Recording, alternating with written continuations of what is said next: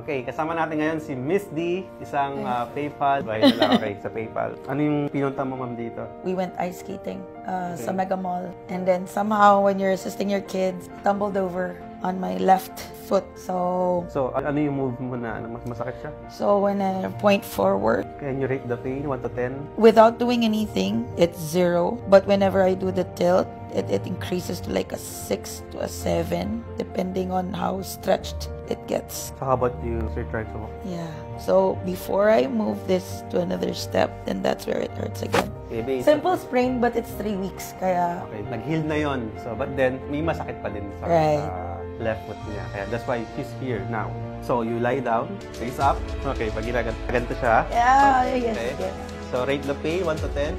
8, 9, 9, 10. Rate again. 8, 9, 10.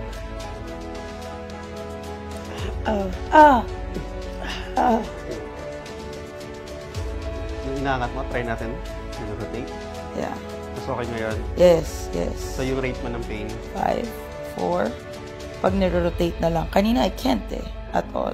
Oh, even yung tilting. Okay. Yes. Sige. Hey everyone, so for those that are also experiencing symptoms, sprain in your ankle, don't assume, but go to TITTAR Philippines with Master Carl.